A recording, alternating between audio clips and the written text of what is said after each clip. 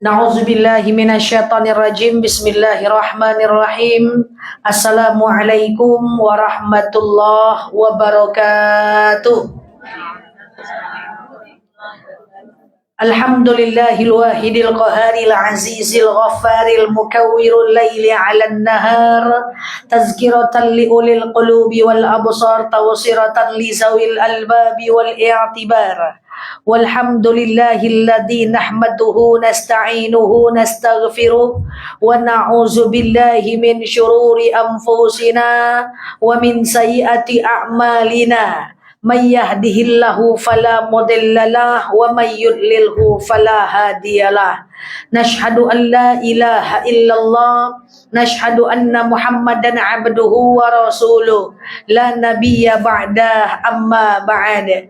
Kama qala Allah Ta'ala azza wa jalla fi kitabihil karim. Na'udzu billahi minasyaitonir rajim. Bismillahirrahmanirrahim. Ya ayyatuhan nafsul mutmainnah, irji'i ila rabbiki radiyatan mardiyah, fadkhuli fi ibadi wadkhuli jannati al-ayah. Wa kama qala an-nabiyyuna Muhammad ibn Abdillah, man salaka tariqan yaltamisu fihi ilman sahalallahu bihi tariqan ilal jannah. Al-hadis sadaqallahul azim. Yang saya hargai, saya hormati Ibu Kepala Balai Paguyuban yang alhamdulillah tengah berhadir di tengah-tengah kita beserta Bapak nanti mungkin yang akan berhadir, Bu ya.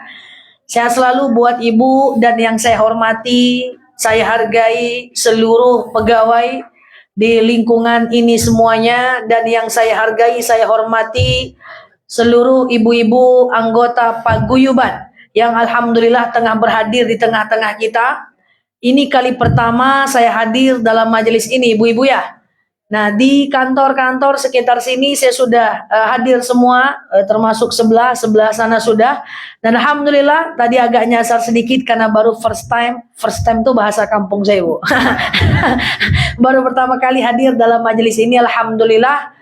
Ibu-ibu yang saya sayangi karena Allah, kita berdoa kepada Allah Azza wa Jalla, semoga siapapun kita yang hadir dalam majelis ini, insya Allah Allah sehatkan badan kita, Allah kuatkan jasad kita, Allah tambah ruh keimanan kita, Allah luaskan rezeki kita, Allah angkat segala masalah kita, Allah jauhkan kita dari orang-orang zalim, Allah matikan kita dalam keadaan husnul khatimah. Amin. Allahumma amin. Ibu-ibu semua sehat?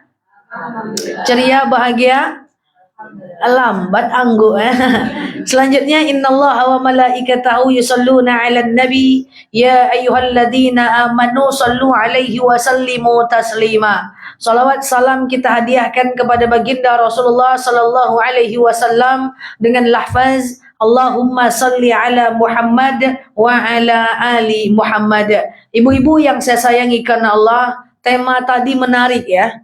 Yang saya hafal cuman merajut tak terdengar sama saya, tak teringat. Yang penting ini bab halal bihalal ya ibu-ibu ya. Bagaimana kita menjalin ukhuwah Islamiyah, kita saling bermaaf-maafan karena bulan Syawal itu tanggal 9 Mei. Maka kita akan belajar hari ini tentang bagaimana seharusnya kita bersikap kepada manusia. Artinya apa? Dalam agama Islam yang lalu biarlah berlalu, ke depan kita bangun hari yang baru. Nggak ada orang baik yang tak punya masa lalu yang buruk, dan tak ada orang buruk yang tak punya masa depan yang baik. Semua kita berhak menjadi baik, baik di mata Allah maupun di mata manusia.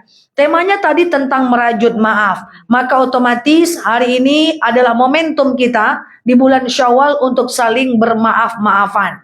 Nah, ibu-ibu yang saya sayangi karena Allah, momentum kita untuk menjalin hubungan kita dengan Allah tentu kita lakukan dengan ibadah, betul ya? Kita sholat 5 waktu, kita puasa Ramadan, kita bayar zakat, kemudian kita keluarkan sedekah kita. Itu adalah momentum bagaimana kita berbakti dan beribadah kepada Allah.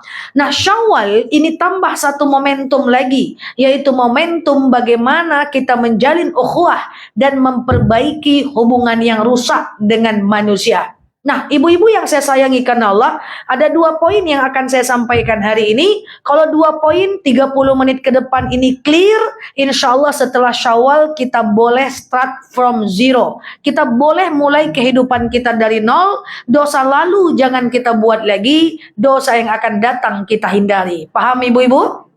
Nah, ibu-ibu yang saya sayangi karena Allah, yang pertama adalah di masa lalu, di zaman ini, mungkin kita punya salah dengan orang lain, maka tadi sesuai dengan tema kita, ada anjuran saling meminta maaf dan memaafkan. Saya akan bahas 2 bab ini sebelum ke depan kita perbaiki diri kita, apa yang dilarang dan tidak boleh dilakukan.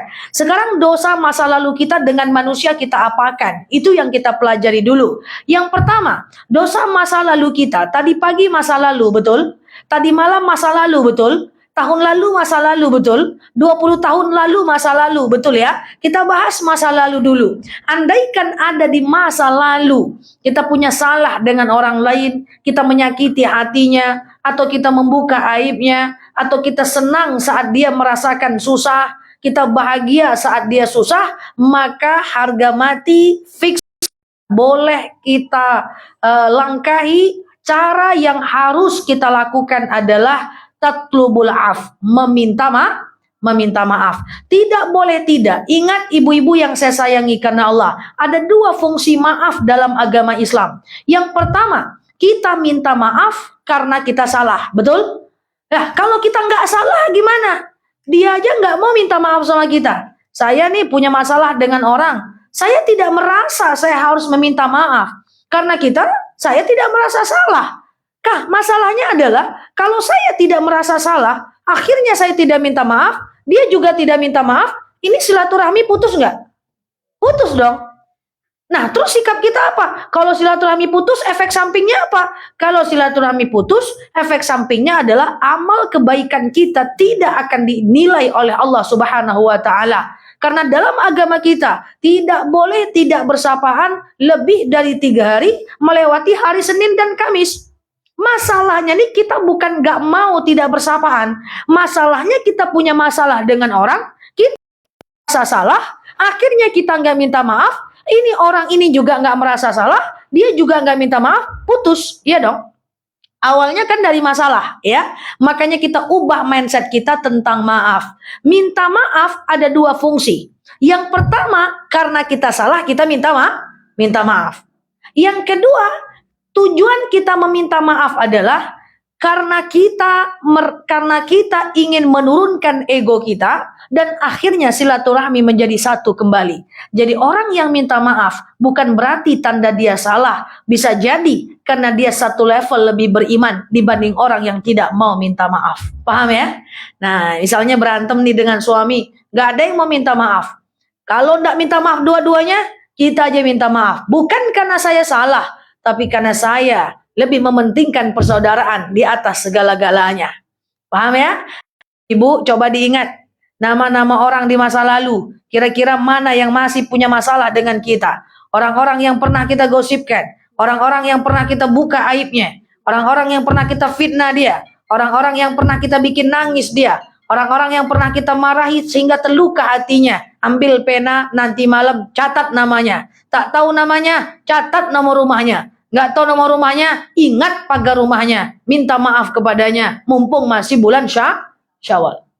Jangan pas dicatat, tapi kan aku nggak salah dong. Nah, jangan. Ujung-ujungnya nggak jadi. Kita minta maaf bukan karena kita salah, tapi kita minta maaf karena kita lebih beriman satu level dibanding mereka. Bukankah ada dalil hal yastawil ladina ya'lamuna ma la ta'lamun? Tak mungkin sama orang berilmu dibanding orang yang tidak berilmu pengetahuan. Maka saya himbau diri saya secara pribadi, umumnya kita semua ibu-ibu yang saya sayangi karena Allah, kalau kita salah, kita minta maaf. Kita tak salah, dia nggak mau minta maaf, kita juga minta maaf. Cocok?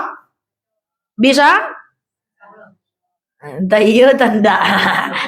Catat nanti nama-namanya itu, selesaikan, bersihkan. Karena kalau tidak akan terkendala kita masuk ke dalam surga. Karena urusan dengan manusia itu jauh lebih rumit dibanding urusan dengan Allah Azza wa Jalla. Makanya ada dalil fa'fu, salinglah memaafkan. Wasfahu, salinglah memperbaiki hubungan, watabayyanu, dan klarifikasilah, saling memperbaikilah kalau kita punya masalah. Semoga momentum halal bihalal di paguyuban ini menyebabkan kita menjadi hamba Allah yang mau meminta maaf kepada orang lain, bukan karena kita salah, tapi karena kita satu level lebih mengerti dibanding orang yang salah. Insya Allah. Tapi seperti yang sering saya sampaikan, minta maaf tidak perlu disebutkan kesalahan ibu ya.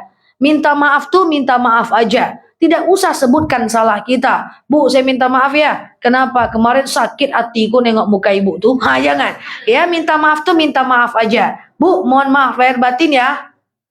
Udah gitu aja. Atau bu, minal aidin wal faidin. Mohon maaf lahir batin ya. Udah gitu aja. Nggak usah jujur-jujur kali pula. Kenapa ibu minta maaf? Nah, nggak ada. Kemarin ibu lain kali nengok mukaku, masam betul mukanya, sakit hatiku, ku ceritakan ibu sama 10 orang. Siapa aja 10 orang tuh dia tuh, nggak berkelahi nanti. Jadi minimalis aja minta maaf itu. Kok dia tanya, kenapa kau minta maaf? Nggak ada dong, minta maaf aja nyok. Kenapa? Syawal nih ya, udah gitu aja. Ya makanya minta maaf sekarang, karena kalau bulan depan ibu minta maaf. Ya kan? Nah, jadi yang lalu ibu jangan lakukan lagi. Kalau kita salah kita minta maaf. Kalau kita salah kita minta maaf. Kalau seandainya tidak mau kita meminta maaf, boleh nunggu orang itu minta maaf. Tapi kalau lama betul jangan. Tak boleh tak bersapaan melewati hari Senin dan Kamis. Semoga kita menjadi hamba Allah yang mampu menengok kesalahan kita dan mampu membesarkan kelebihan orang lain. Minta maaf tuh susah cuman karena satu sebab saja. Apa sebabnya? Salah orang di mata kita, sementara kesalahan kita kecil di mata kita. Orang beriman tidak seperti itu. Orang beriman adalah kelebihan orang dia besar-besarkan, kesalahan dia yang besar-besarkan. Lan wasahlan Pak.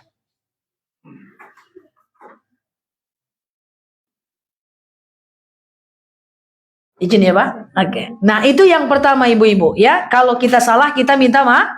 Yang kedua, ibu-ibu yang saya sayangi karena Allah. Kalau ada orang yang minta maaf, berarti tanda dia merasa salah atau karena dia lebih beriman dibanding kita. Kan gitu tadi kan? Tinggal kita balik aja. Nah, kalau ada orang yang minta maaf kepada kita, berarti dua kemungkinan. Dia merasa salah atau dia lebih beriman satu level dibanding kita. Saran saya, kalau ada orang minta maaf kepada kita, seperti tadi, jangan ibu tanya kenapa. Kenapa kau minta maaf? Bilang dulu. Kalau enggak kau maafkan dong. Jangan gitu. Ya, jangan ditanya-tanya. Maafkan aja lah. Bu, maaf lahir batin ya? Iya, santai lah. Gitu aja. Jangan ibu gas pula. Ngapa kau minta maaf? Kau ada salah ya? Enggak, doa aku minta maaf. Bilang dulu. Kalau enggak aku maafkan dong. Dibilangnya nanti pingsan ibu. Ya, jangan, tidak perlu kita tahu semua hal. Salah orang tentang kita, cerita orang tentang kita, pandangan orang tentang kita. Enggak semua hal harus kita tahu. Ya, bilang dulu kenapa? Enggak tahu, ujung-ujungnya tanya sama orang, "Apa diminta maaf, woi?" Ujung-ujungnya gosip. Oh iya, cepat kali ya. Ini kayaknya harus saya bahas gibah nih. Kalau udah gosip, angguk luar biasa. Canda ya. Nah, itu jadi jangan ditanya. Bu, minta maaf ya. Kenapa gitu? Ya minta maaf aja. Makanya mumpung bulan Syawal biar nggak banyak nanya orang-orang itu, ya kan? Nah, jadi kalau dia bertanya, jangan kita menjawab. Jangan tanya, maafkan aja.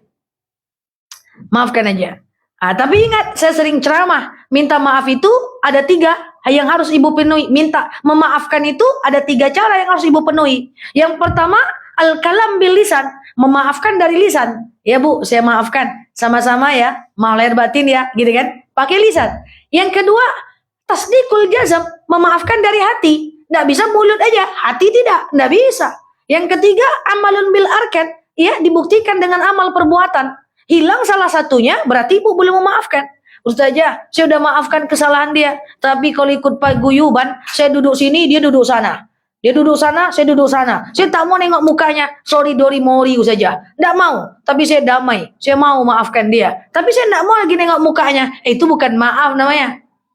Ya, itu gaya aja. Ya, jadi minta maaf itu betul-betul dibuktikan dengan perbuatan. Ustazah, saya sudah maafkan dia, tapi kau nengok mukanya, saya terlalu ingat luka di hati saya. Sakitnya tuh di sini Ustazah. Itu belum maaf namanya. Jadi maaf tuh benar-benar harus dari lisan, hati, dan perbuatan. Ada orang minta maaf cuma di mulut aja. Bu, minta maaf ya. Ya sama-sama ya dalam hati ende kalau nggak disuruh saja lah takkan minta maaf kok itu. Enggak bisa. Ya, jadi masa lalu kita, ini kan kita bahas dua ya, masa lalu dan masa depan. Masa lalu kita minta maaf. Jangan masalahnya kalau orang bermasalah dengan kita nggak mau minta maaf. Giliran minta maafnya dengan orang-orang yang tidak bermasalah. Jangan. Nah, ke depan jangan bikin salah. Yuk kita tarik dari masa lalu.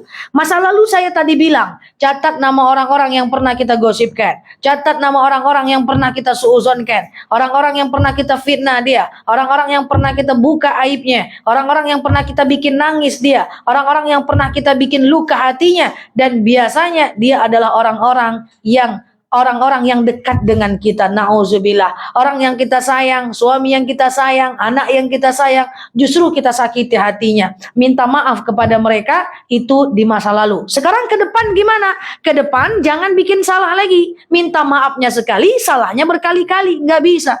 Nah, apa yang harus kita hati-hatikan ke depan supaya urusan hubungan kita dengan manusia menjadi baik? Ibu-ibu yang saya sayangi karena Allah, ada beberapa pola yang ingin saya sampaikan supaya di bulan Syawal ini selesai urusan masa lalu kita, ke depan kita perbaiki biar kesalahan masa lalu tidak terulang lagi. Salah kemarin nggak ada masalah, di masa yang akan datang jangan buat salah kedua kalinya. Paham ya ibu-ibu ya? Yang pertama, ibu-ibu, apa biasanya yang menyebabkan kita itu harus meminta maaf kepada orang? Yang pertama, biasanya masalah dengan manusia tidak akan jauh-jauh dari apa yang saya sampaikan hari ini. Yang pertama, dengan manusia jangan bikin salah, pandanglah manusia dengan kacamata husnuzon, jauh-jauhkan suuzon. Apa itu husnuzon? Husnuzon kayak makanan gitu ya. Husnuzon adalah berbaik suuzon adalah buruk Sekarang saya tanya, pernah nggak kita merasa suuzon sama orang? Diucapkan nggak sama orang? Jadi gini, suuzon itu buruk sangka. Buruk sangka, ibu kalau terjadi lagi ke depan, kan masa lalu udah minta maaf nih, betul ya? Kalau dia salah udah kita maafkan, semuanya udah kita saling maaf nih. Ke depan, setan masuk. Ketika kita berbaik sangka, berburuk sangka kepada orang, itu kan dalam hati. Datang juga nggak kita jemput, betul ya? Tiba-tiba kita buruk sangka aja sama orang. Maka saran saya, trik yang pertama, jangan diungkapkan. Buruk sangka dalam hati aja. Buruk sangka dalam hati dia tidak jadi dosa. Cuman menggelisahkan saja. Karena dalam agama Islam, kesalahan yang masih di dalam hati, maka dia tidak jadi dosa. Tetapi kebaikan yang dalam hati tidak jadi dilakukan, dia tetap berpahala. Paham? Saya ulang ya. Keburukan masih dalam hati, tidak diungkapkan, tidak berdosa. Tapi kebaikan masih di dalam hati, tidak jadi dilakukan, tetap dapat pahala. Bingung atau paham? Bingung? Ulang yuk. Saya ulang ya. Keburukan masih di dalam hati, tidak jadi kita keluarkan. Dalam hati doang nih. Tidak berdosa. Tapi kebaikan di dalam hati nggak jadi dilakukan. Dapat pahala 1. Jadilah. Daripada nggak goyang ya kan. Makanya idza arada khairan fali sur'ah. Kalau ingin berbuat baik cepat. Kalau ingin berbuat baik cepat. Kalau nggak cepat nggak bakal jadi. Karena kita sendiri musuh ada 5. Ada iblis, nafsu jahat, ada jin jahat, ada setan, ada yang nama iblis, setan, nafsu jahat, jin jahat, khannas. Pernah nggak ingin berbuat baik tapi nggak jadi? Oh, anggo ego ada gimana nih Pak Kepala? Misal ya Allah, saya mau ngasih mertua saya bulan depan uang 500.000 ya Allah. Menjelang bulan depan dipikir-pikir, kasih enggak ya, kasih enggak ya, kasih enggak ya. Enggak usah lagi dia jahat. Nah jadi ujung-ujungnya, ya kan? Tapi ada niat dapat 1 pahala, tapi jangan nggak jadi terus. Kita kan pengen pahalanya full 2 pahala, paham ya? Mau masukkan uang ke bakul musola masjid 100.000, pas mau masuk tengok duitnya dulu deh 5 kilo barangnya masuk lagi. Ujungnya 1.000 2.000 terus ini wajah 2.000 semuanya. BBM naik berkali-kali, bawang merah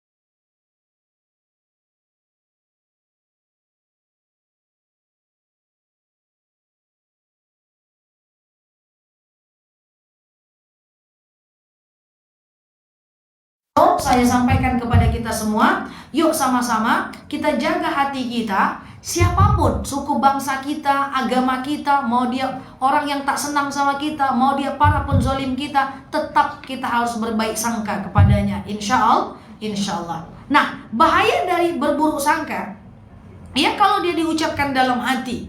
Ya kalau kita buruk sangka, saya buruk sangka dengan ibu, saya buruk sangka nauzubillah dengan ibu kepala, ini cuma contoh. Ya kalau disimpan dalam hati ya Pak. Coba kalau saya ucapkan, misalnya nih saya berburuk sangka dengan ibu. Tadi dalam hati saya bilang masih mending, betul? Nah sekarang masalahnya adalah gimana ceritanya kalau itu kita ungkapkan, jadi dosa nggak? Nah kalau ungkapkan ada dua lagi persimpangan jalannya Pak. Misalnya nih saya berburuk sangka dengan ibu, tadinya saya simpan dalam hati. Oke? Sekarang masalahnya nggak saya simpan dalam hati Pak, saya ungkapkan Pak, saya ungkapkan kepada ibu. Maka ada dua persimpangan jalan. Yang pertama adalah kalau yang saya buruk sangkakan itu adalah sebuah kebenaran, benar bahwa ibu itu tak baik, benar bahwa ibu itu tidak baik, maka yang terjadi adalah saya ghibah, betul? Saya gosip. Nah ternyata prasangka saya itu salah, saya ceritakan, maka yang terjadi adalah fitnah. Repot kan? Maka awal dari segalanya adalah suuzon.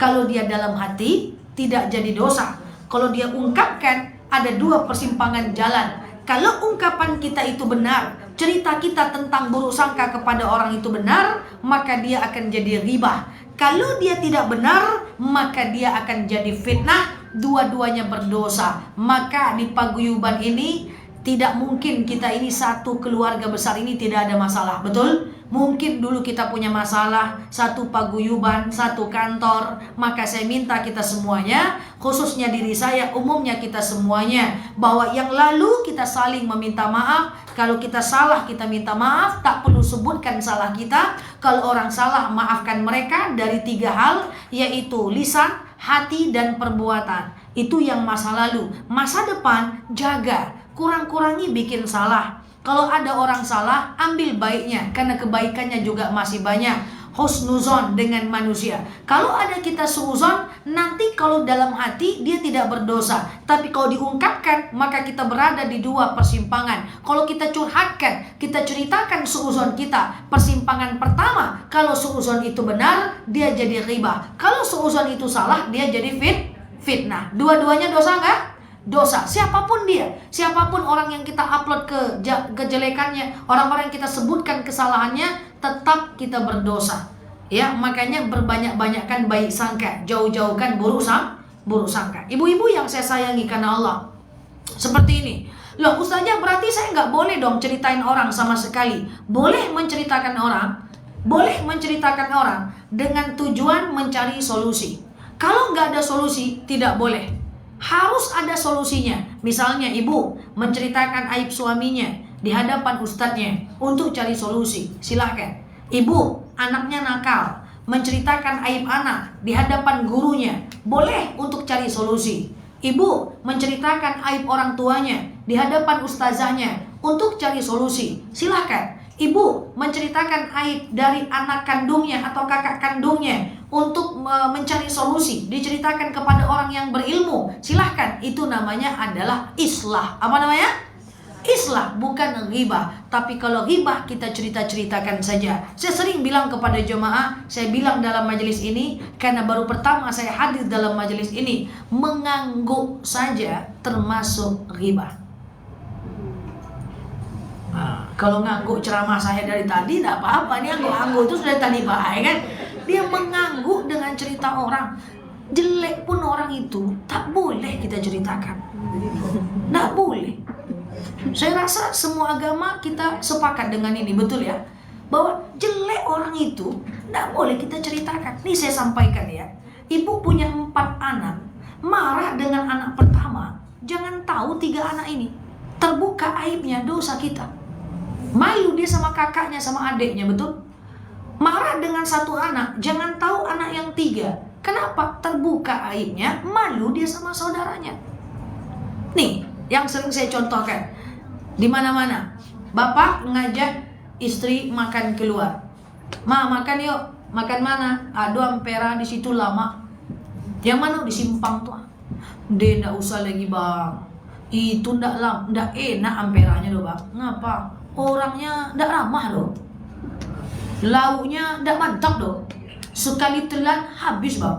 Kecil kali ayamnya bang. Ini contoh nih ya bang ya. Ndak enak loh bang. Enak, kemarin abang makan di situ enak. Salah abang tuh, ndak enak bang. Udah lah ngantri, lauknya tak mantap. Itu riba.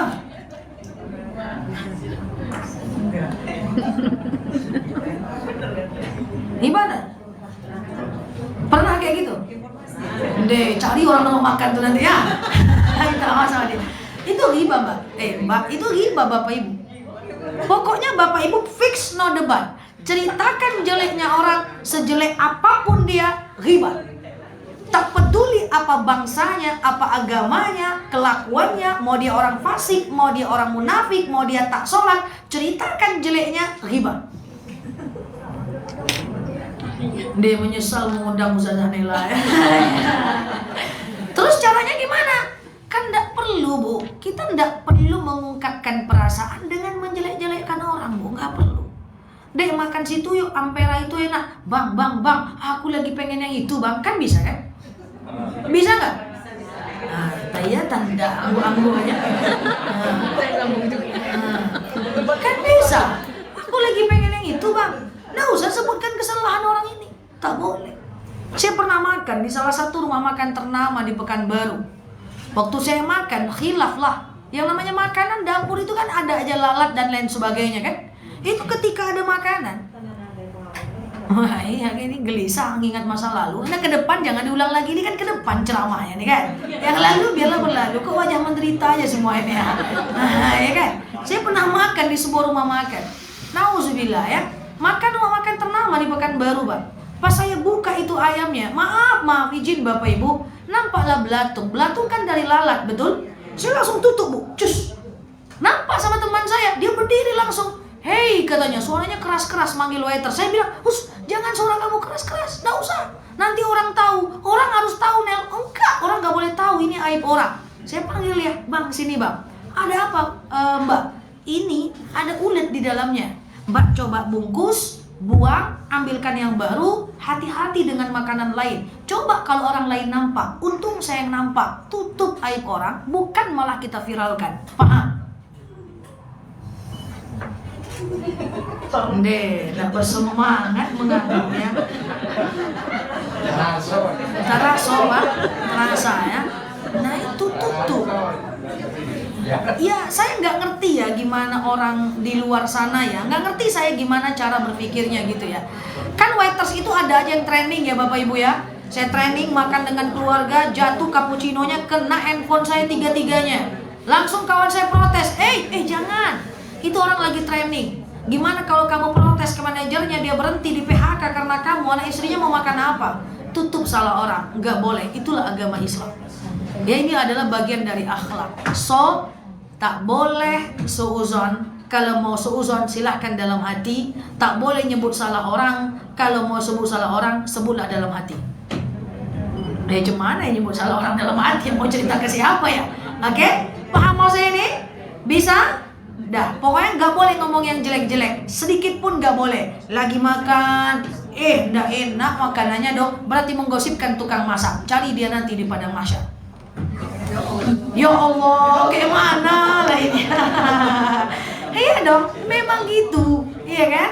Ngundang saya juga lah, kena jantung kan? Besok jangan undang lagi ya, nggak mau stres.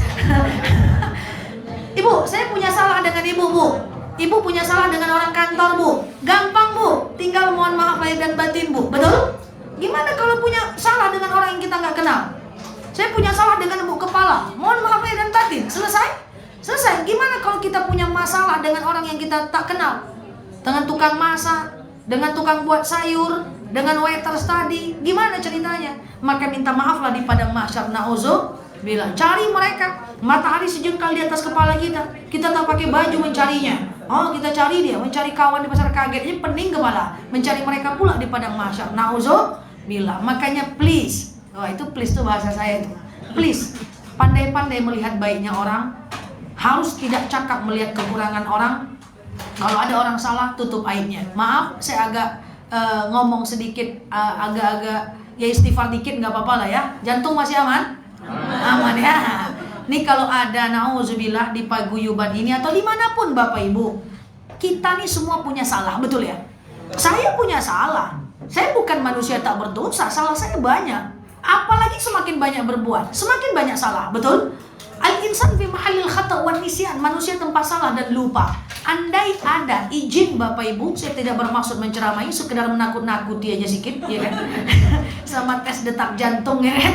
Andai ada di antara kita, saudara kita, teman kita yang Allah bukakan aibnya, ya kan kita nggak tahu nih. Jangan-jangan Allah bukakan aibnya, na'udzubillah, entah dia jalan sama suami orang, ya kan? Entah dia mencuri, kan kita nggak tahu aib orang nih. Entah dia melakukan hubungan yang lain gitu ya, melakukan kemaksiatan. Saya meminta tolong kepada Bapak Ibu yang saya sayangi karena Allah. Tidak bisa kita menemani dia saat aibnya dibuka oleh Allah. Minimal jangan mencederai dan melukai hatinya dengan menceritakannya. Menolong tidak, menceritakan iya. Itu kan parah. Bukan kita yang diajarkan seperti itu. So Bapak Ibu, orang yang paling baik, orang yang bisa tutup aib orang, kecilkan salah orang, besar-besarkan dan puji kebaikannya. Insya Allah.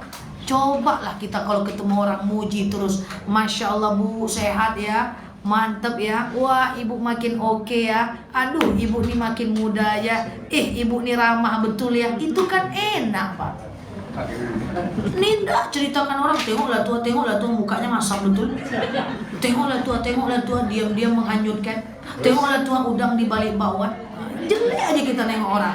Cemana kita mau awet muda ya kan? Yang ditengok jeleknya aja. Kalau dalam hati masih mending, aneh ceritakan pula sama orang. Kalau dia benar, dia jadi ghibah. Nggak bisa. Harus kita di positive vibration. Tetap harus selalu bersikap positif. Oke? Kalau dia salah, dia jadi fitnah. Waktu saya cuma setengah jam, lebih pula waktu nanti. Nanti tanya pula sama anak. Apa ceramah ustazah? Nggak jelas, penting kuning bajunya. Itu pula nanti kan. Saya dikasih waktu 30 menit Bapak Ibu. Yuk kita, sebelum saya tutup, saya jelaskan satu cerita. Tadi saya bilang, jangan mengangguk kalau ada orang menceritakan orang lain. Hanya boleh mengangguk kalau ustazah Nela ceramah. Selain itu jangan asik mengangguk aja terus. Ya, karena kalau orang menceritakan orang kepada kita mengangguk, itu gosip Pak, nggak boleh. Nggak boleh Pak, geleng-geleng.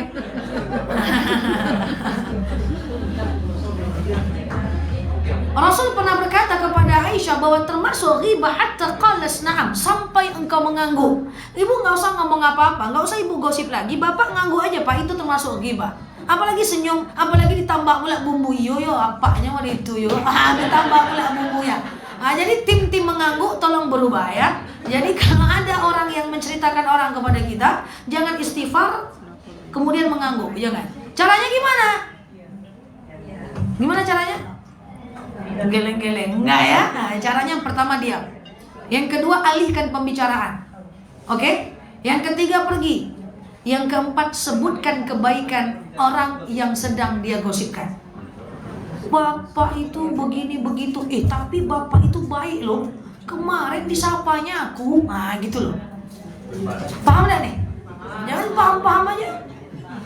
Jadi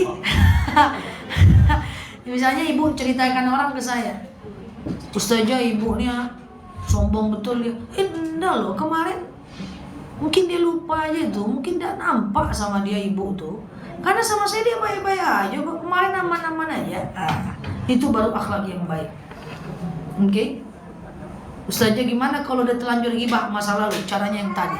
Oke? Nah makanya saya berharap kita semua, ibu-ibu, bapak-bapak yang saya sayangi karena Allah, hari ini saya tidak berusaha menceramai, sekedar bermaksud sharing saja di antara kita. Karena saya 20 tahun berdakwah, saya mengakui betul urusan dengan manusia ini gak mudah Bapak Ibu. Hampir setiap orang yang curhat itu rata-rata karena manusia. Entah dia dihianati, dia diribahi, dia difitnahi.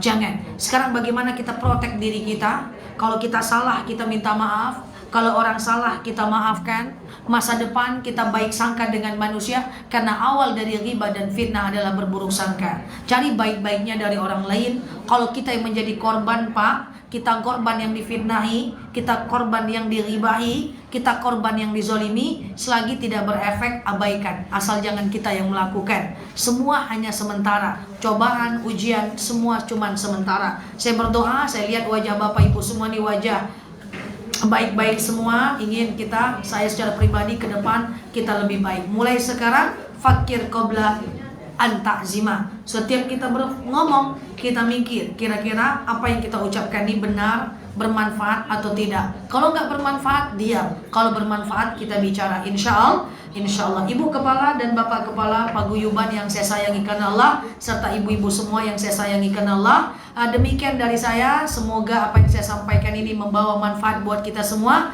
Yang lalu biarlah berlalu, ke depan kita perbaiki. Mohon maaf saya kalau jantungnya tidak aman, disetel lagi seperti biasa ya. Semoga bermanfaat buat kita semuanya. Wallahu a'lam bishawab. Salam ta'zim, salam hormat saya kepada Bapak Ibu semuanya. Demikian. Assalamualaikum warahmatullahi wabarakatuh. Terima kasih kita ucapkan kepada Ustazah Dr. Nela Luki. Sekali lagi, semoga apa yang telah disampaikan dapat menambahkan ilmu pengetahuan kita semua dan dapat kita amalkan dalam kehidupan kita sehari-hari. Amin, amin, ya rabbal alamin. Bapak Ibu sekalian, ada selanjutnya mari kita dengarkan kata sambutan yang akan disampaikan oleh Bapak Kepala Balai BPJM Riau. Ada Bapak, kami persilakan. Di sini boleh Pak? Bawa aja mic-nya Pak. Ya. Si